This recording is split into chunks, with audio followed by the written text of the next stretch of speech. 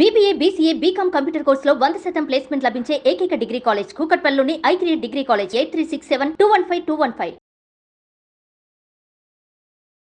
Hello Ram గారు. Hi నారాజు. జీవితంలో మనం కొన్ని డెసిషన్స్ ఎమోషనల్గా తీసేసుకుంటూ ఉంటాం. ఓ సెంటిమెంట్కి లోబడో లేదంటే తెలియకుండానే సరేలే పోని అనేటువంటి ఎమోషన్కి లోబడి కొన్ని నిర్ణయాలు తీసేసుకుంటాం. దాని తర్వాత దాని రిజల్ట్ ఎలా ఉంటుందంటే కక్కలేక మింగలేక అటు వాళ్ళని పొమ్మనలేం, అట్లని చెప్పేసి ఉండమని కూడా చెప్పలేము. అలా తయారైపోతూ ఉంటుంది జీవితం మొత్తం. అయితే నా పాయింట్ ఆ డెసిషన్ మేకింగ్ అనేది ఎంతవరకు తీసుకోవాల్సినటువంటి అవసరం ఉంది? భావోద్వేగాలతో కూడుకున్నటువంటి డెసిషన్ అది నెగటివా పాజిటివా? దాని నుంచి ఎలా బయటపడాలి? నారాజు, మనము రోజు మనం పెద్ద అబ్జర్వ్ చేయం, కానీ కొన్ని వందల డెసిషన్స్ తీసుకుంటాం.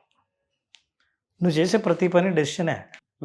అంటే ఈ పని చేయాలా, ఇక్కడికి వెళ్ళాలా, ఇది అందుకోవాలా, ఇప్పుడు కూర్చొని ఫోన్ చేయాలా, ఇవన్నీ డెసిషన్సే. అయితే చిన్న పెద్ద డెసిషన్స్, ప్రభావంతో కూడుకున్న డెసిషన్స్ని బట్టి ఇది చిన్న డెసిషనా, లైఫ్లో ఇంపార్టెంట్ డెసిషనా అని తెలుస్తుంది. అయితే ఎప్పుడైనా మన నిర్ణయాలు తీసుకోవడం రెండిటి మధ్య భయంకరమైన పోరాటాల మధ్య నుంచి మనం తీసుకుంటాం. ఒకటి బ్రెయిన్, రెండోది హార్ట్. బ్రెయిన్, హార్ట్ ఇవి రెండు ఎప్పుడు కొట్లాడుతూనే ఉంటాయి ఏదైనా నిర్ణయం తీసుకోవాలంటే. ఎందుకు కొట్లాడుతుంటాయంటే హార్ట్ ఏమో ఎమోషనల్ డెసిషన్స్ తీసుకుంటుంది. భావోద్వేగంతో కూడుకున్న ప్రతి నిర్ణయం హార్ట్ నుంచి వస్తుంది. ఆలోచనతో కూడుకున్నవన్నీ బ్రెయిన్ నుంచి వస్తాయి. మనం తీసుకునే నిర్ణయాలు ఆలోచించి తీసుకున్నావా, భావోద్వేగంతో తీసుకున్నావా? ఇవి తీసుకుంటే వాటి ఫలితాలు ఎలా ఉంటాయి? మనం అసలు దేంతో ఆలోచించి తీసుకోవాలి? ఇది చాలా ఇంపార్టెంట్. అవును. ఉదాహరణకి మనం తీసుకునే నిర్ణయాల్లో హార్ట్ ప్లే అవుతుంది అనుకున్నాం, హార్ట్ మేజర్ రోల్ ప్లే చేస్తుంది అనుకుందాం, దీని పాత్ర ఎక్కువ ఉంది అనుకుందాం. మనిషి తీసుకునే నిర్ణయాలు ఎక్సైట్మెంట్. ఫర్ ఎగ్జాంపుల్ ఏదైనా సరే, అది నాకు నచ్చింది, నేను అది చేస్తాను, నాకు కావాలి, మీరు ఫస్ట్ చూపులోనే మీరు బాగా నచ్చారు, ఇవన్నీ ఎక్సైట్మెంట్లో తీసుకునే నిర్ణయాలు అంటే భావోద్వేగపూరితమైనట్టు ఎట్లాంటివి ఉంటాయంటే. రెండవది యాంగ్జైటీలో తీసుకున్న నిర్ణయాలు.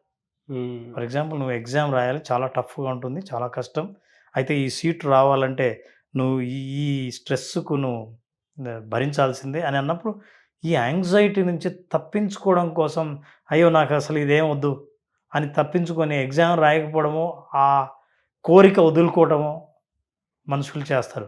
అది భావోద్వేగమైన నిర్ణయం.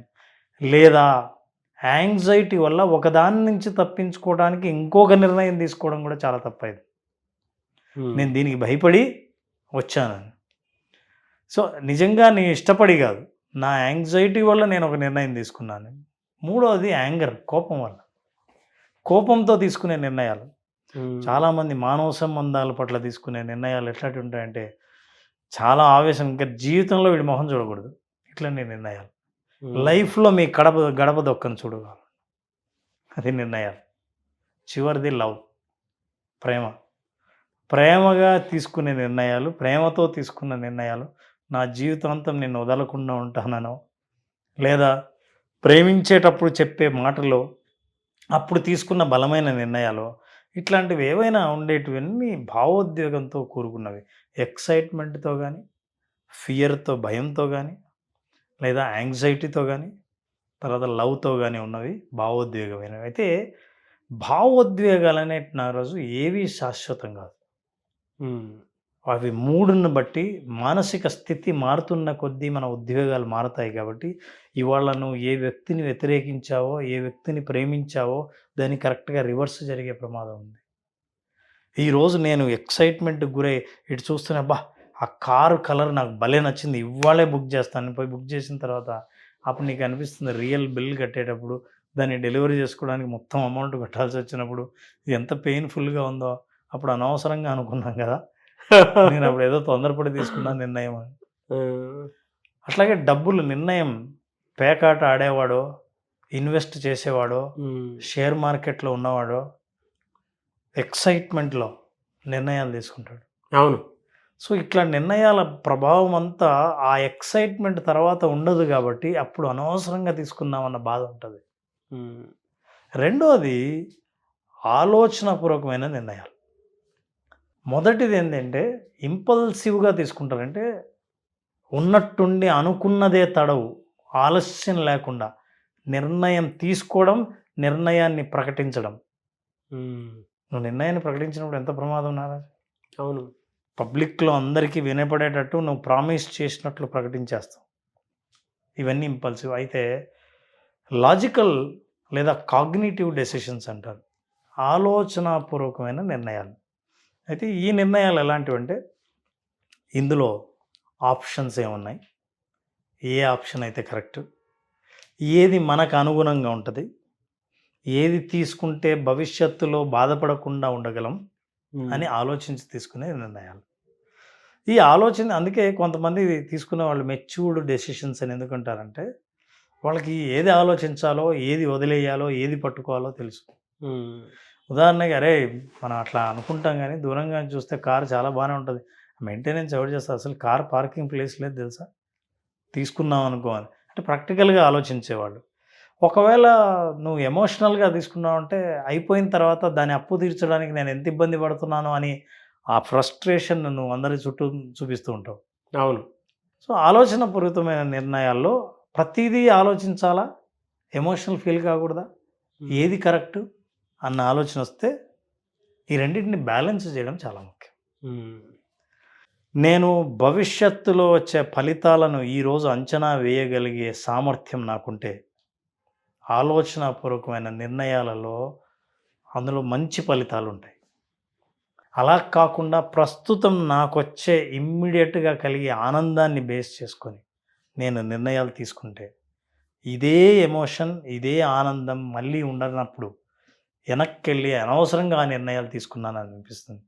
అది ఎవరికైనా ప్రామిస్ చేయడం కావచ్చు, ఆవేశంలో ప్రకటించడం కావచ్చు, చేతిలో ఉన్న డబ్బుని అప్పటికప్పుడు ఇన్వెస్ట్ చేయాలని అనిపించడం కావచ్చు, ఆశపడడం కావచ్చు, ఇవన్నీ ఎమోషన్కి సంబంధించింది. అవును. ఆలోచన చేసేవాళ్ళు ఏం చేస్తారంటే క్యాల్కులేట్ చేస్తారు. They take risk, calculated risk. ఎంతవరకు రిస్క్ తీసుకోవచ్చు, ఎక్కడ కట్ చేయొచ్చు. కొన్నిసార్లు చెప్తారు, ఏమండి నేను ఈ వస్తువు కొంటా కానీ నాకు గనక ఈ వారం రోజుల్లో డబ్బులు వస్తే ఓకే చెప్తా, రాకపోతే మీకు చెప్తాను నేను తీసుకోనని. అంటే ఎంత ఆలోచించారు? అదేం లేదండి, మీ ఏది 100 6 అయినా 6 100 అయినా నాకు ఇది కావాల్సిందే, నేను కొంటా, చూడండి మీ దగ్గర డబ్బు లేకపోతే అప్పు తెచ్చైనా కొంటా, మాట ఇస్తున్నాను. ఎమోషనల్. సో ఈ రెండింటిని బ్యాలెన్స్ చేయడం అన్నది నేర్చుకోవాలి. ఈ బ్యాలెన్స్ ఎలా చేయగలుగుతామంటే మన వాల్యూని బట్టి ఉంటుంది. మనము దేనికి వాల్యూ ఇస్తున్నాం? అవును. నా రిచ్నెస్ని చూపించడం కోసం, దర్పాన్ని ప్రదర్శించడం కోసం నేను వాల్యూ ఇస్తున్నానా? అట్లా కాదు. సింప్లిసిటీ, ఒకరిని ఇబ్బంది పడకుండా ఉండడం, అప్పుల్లో ఉండి ఎక్కువ ఆందోళన పడకుండా ఉండడం నాకు ముఖ్యమైనది నా జీవితంలో. అయితే ఏ నిర్ణయం తీసుకోవాలి? అయితే ఈ 2 రకాలైన బ్యాలెన్స్ చేయాలి. దీంట్లో ఉన్న అడ్వాంటేజ్, డిసడ్వాంటేజ్ ఏంటంటే ఈ ఆలోచించి తీసుకునే నిర్ణయాలు ఆలోచన పేరుతో ఆ పుణ్యకాలం కాస్త గడిచిపోయేంత వరకు నువ్వు ఆలోచిస్తూనే ఉంటే నీ అనాలసిస్ పెరాలసిస్ దాకా దారి తీసేటం ఉండకూడదు. సో మీరు ఏం చేస్తున్నారంటే, అవును మీరు ఏదో చెప్తా అన్నారంటే ఆలోచిస్తున్నా అంటారు. కొంతమంది చూసారా అసలు లైఫ్లో డెసిషనే తీసుకోవాడు. ఏమంటే ఆయన చాలా నిదానం అండి, స్లో అండి. ఇట్లాంటి వాళ్ళకు చాలా అవకాశాలు జారిపోవచ్చు. అవును. అంటే ఈ ఆలోచించి చేయడం వల్ల వచ్చే నష్టాలు ఏంటంటే, ఆలోచించడం వల్ల మీరు మంచి నిర్ణయాలు తీసుకోవచ్చు, మీరు ఆలోచించడం వల్ల ఒక గొప్ప అవకాశాలు కోల్పోవచ్చు. సో ఇది. రెండవది ఏంటంటే అవతల వాళ్ళు ఫ్రస్ట్రేషన్కి గురి అవుతారు. ఫర్ ఎగ్జాంపుల్ మీరు ఒక ఆర్గనైజేషన్లో లీడర్ అనుకోండి, ఒక పొలిటికల్ లీడర్ అనుకోండి, మీరు తీసుకునే నిర్ణయాలు ఆయన బాగా ఆలోచిస్తున్నాడు, ఎన్నాళ్ళు ఆలోచిస్తాడండి నాకు అర్థం కాదు. ఇక్కడ చాలామంది నష్టపోతుంటే ఆలోచించడం డెసిషన్ తీసుకోవాలని ఇట్లాంటి నష్టాలు ఉంటాయి. అవును. సో లాభాలు నష్టాలు 2 ఆలోచనాపూర్వకమైన నిర్ణయాల్లో ఉన్నాయి. కానీ ఈ రెండింటిని బ్యాలెన్స్ చేయడం ఎలా? ఫర్ ఎగ్జాంపుల్ నాకేదో ఒక పోస్టర్ వచ్చింది, సమ్మరు హాలిడేస్, ఏముంది అసలు పిక్చర్, ఫోటో, బీచ్ ఏరియా, ఈ ఖచ్చితంగా పోవాల్సిందే, నేను బుక్ చేస్తున్నా, ఇది కూడా ఇప్పుడు డిస్కౌంట్ ఇస్తున్నారు, పోవాల్సిందే అని. నువ్వు చాలా ఎమోషనల్, బొమ్మ చూస్తూనే ఇంపల్సివ్ ఫీల్ అయ్యావు, నిర్ణయం తీసుకోవాలనుకున్నావు. 2 రోజుల్లోనే ఎవరైనా కట్టిన వాళ్ళకి 50% డిస్కౌంట్ అన్నాను, కొట్టేశాడు, పే చేసాడు. ఇది ఎమోషనల్. అక్కడికి వెళ్ళిన తర్వాత ఈ సమ్మర్లో ఆ బీచ్ ఏరియాలో మామూలుగా వేడి లేదు, బయట తిరిగే మనిషే లేడు, ఛార్జీలు తక్కువ అని చెప్పి వచ్చి నిర్ణయం తీసుకుని వచ్చాము ఆవేశంగా. కానీ ఫోటోలో చూపించినంత అందంగా అనుభవం లేదు. అవును. అనవసరంగా వచ్చామన్న ఫీలింగ్ ఉంటుంది అక్కడ. అరే అంటే తక్కువ పే చేసినా అదంతా మొత్తం వృధా అయిపోయినట్టుంటుంది. ఈసారి మనం అలా చేయకూడదు అని ఆలోచిస్తారు. కొంతమంది ఆలోచిస్తూ ఇది వెళ్దామా వద్దా, ఎప్పటి నుంచో అనుకుంటున్నా అబ్బా ఈ ఊరు వెళ్ళాలని, వెళ్ళలేదండి, అతను ఎప్పుడూ వెళ్ళలేడు. అవును. బ్యాలెన్స్ చేయడం ఎలా? ఫర్ ఎగ్జాంపుల్ నేను చూశాను, ఓహో బీచ్ ఏరియాలు చాలా బ్యూటిఫుల్గా ఉంటాయి. ఇప్పుడు నేను ఆలోచించాల్సింది ఏంటంటే, నేను పిల్లలతో పోతుంటే టెంపరేచర్ ఎలా ఉంది అక్కడ, ఏం బట్టలు తీసుకెళ్ళాలి, ఎప్పుడు వెళ్తే బాగుంటుంది, ఈ బడ్జెట్ కరెక్టేనా అని కొంత టైం స్పెండ్ చేసి with in the time you will make a decision, but considering everything. True అండి. అంటే మనకు ఒక ఫీలింగ్ సాటిస్ఫాక్షన్ ఇస్తుంది అనుకున్నప్పుడు వెంటనే ఆ ఫీలింగ్ మీద డెసిషన్ తీసుకోకూడదు. మీరు చెప్పింది కరెక్టే. ఒక క్యాలిక్యులేషన్, అంటే దాని తర్వాత నెక్స్ట్ స్టెప్ ఒక థాట్ ఉండాలి. ఆ థాట్ జడ్జిమెంట్ని క్రియేట్ చేయాలి. అప్పుడు మాత్రమే మనం ఎమోషన్స్తో డెసిషన్ తీసుకుంటున్నామా, లేదంటే ఆలోచించే డెసిషన్ తీసుకుంటున్నామా, మన ట్రిగర్ని బట్టి మనం అయిపోతున్నాం అనేది. బట్ ఇందులో మంచి యాటిట్యూడ్ ఉంది. అంటే ఒక మనిషి మీకు ఎలా తెలుస్తాడు అని అంటే, కంప్లీట్గా ఆలోచనతో తీసుకున్న డెసిషనా, ట్రిగర్ అయితే తీసుకున్నటువంటి డెసిషనా. ట్రిగర్ అయితే తీసుకున్న డెసిషన్ అయితే అతనికి అది అలవాటు, ఆలోచించి తీసుకుంటున్నాడు అని అంటే అది అతని యాటిట్యూడ్, వెరీ క్యాలిక్యులేటివ్ అని చెప్పేసి అనుకుంటూ ఉంటారు. ఏం చెప్పారు సార్ అసలు చాలామంది నష్టంలో ఎవరినైనా ఎందుకండి ఇన్ని నష్టాలు ఇంత బాధపడుతున్నారంటే, ఆ రోజు ఆ డెసిషన్ తీసుకోకుండా ఉంటే బాగుండదు అనేది ఖచ్చితంగా ప్రతి ఒక్కరికి ఒక రోజు గుర్తొస్తుంది. Yes, fantastic. సో ఈ 4 కారణాలని ఆలోచించాలి నారాజు. మనం ఏంటంటే ఎక్సైట్మెంట్లో కానీ, ఫియర్లో కానీ, యాంగ్జైటీలో కానీ, విపరీతమైన ప్రేమ కలిగినప్పుడు కానీ నిర్ణయాలు ప్రకటించొద్దు, డెసిషన్ తీసేసుకోవద్దు. ప్రకటించితే నీ చేత డెసిషన్ తీసుకొని ఇస్తుంది ప్రపంచం. అవును, అందుకని బానిసని చేస్తుంది. బానిస ఆ డెసిషన్లో ఇప్పటికీ ఉండి పని చేసుకున్నటువంటి వాళ్ళు చాలామంది ఉన్నారు. పెళ్ళిళ్ళు కూడా అలా చేసుకున్నటువంటి వాళ్ళు చాలామంది ఉన్నారు సార్. అవును, నేను అదే చెప్తున్నా. పెళ్ళి చేసుకున్న వాళ్ళు పొరపాటు పడినా అనుకున్న వాళ్ళు చాలామంది నాకు తెలిసి కామెంట్ బాక్స్లో వస్తుంది. బ్యాడ్ లక్ ఏంటంటే కెరీర్లో అటెండ్ డెసిషన్స్ రావు మళ్ళీ.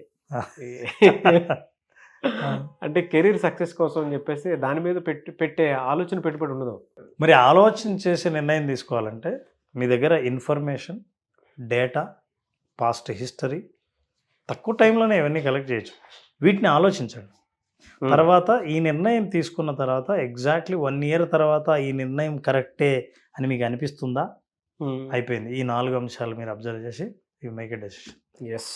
అయితే 2 బ్యాలెన్స్ చేయాలి నాది. ఫర్ ఎగ్జాంపుల్ చిన్న ఉదాహరణతో మనం ముగిద్దాం. వర్షం పడుతూ ఉంటుంది.